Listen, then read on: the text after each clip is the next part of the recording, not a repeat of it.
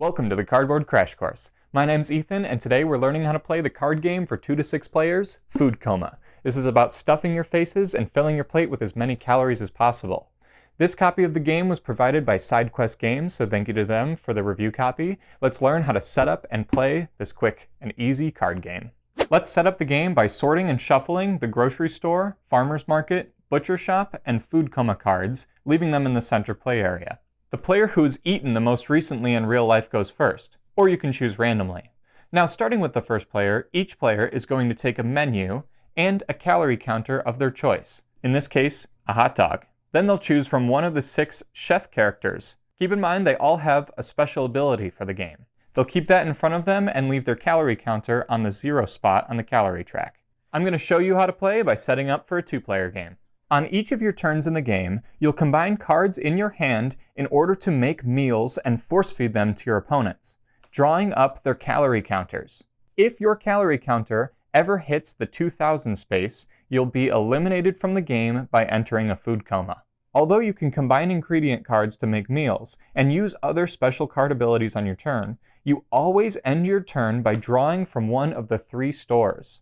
The food coma cards here are not one of the stores you can choose from. Because on the first turn, you don't have any cards in your hand, you'll simply just end your turn by drawing from one of the stores. Later on, I promise you'll have more choices. When you go to draw from the grocery store, you'll always draw 3 cards, the farmer's market 2 and the butcher shop 1.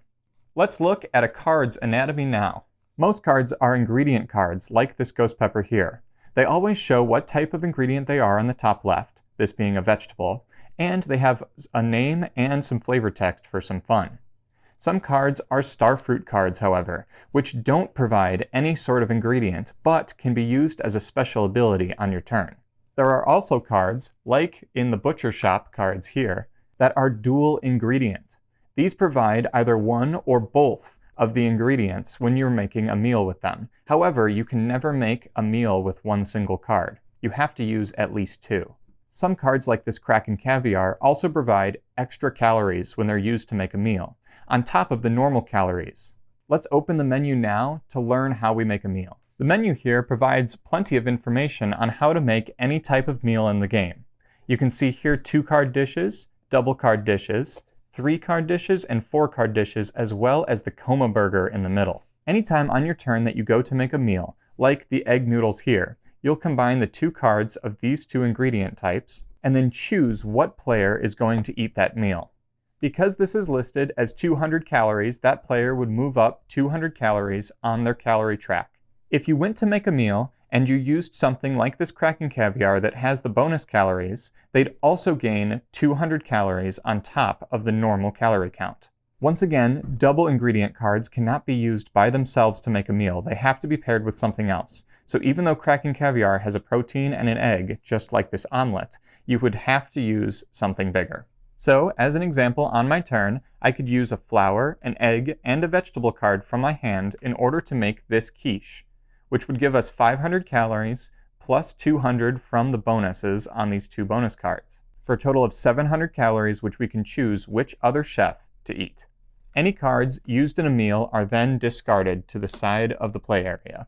Keep in mind, on the back of your menu, you can always find a quick reference for all of the different types of stores and the breakdown of what different types of ingredients they have. We also see here the different effects of the bonus fruit that could pop up in each of the different stores when we draw from them.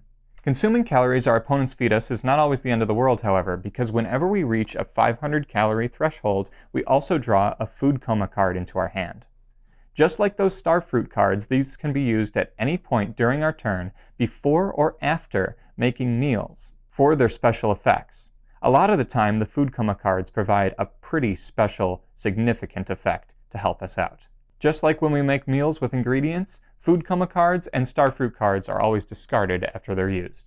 So on your turn, you'll always be looking at your different ingredient cards as well as special effects on your chef and star fruit and food coma cards in your hand, trying to put together the largest meals to feed to your opponents.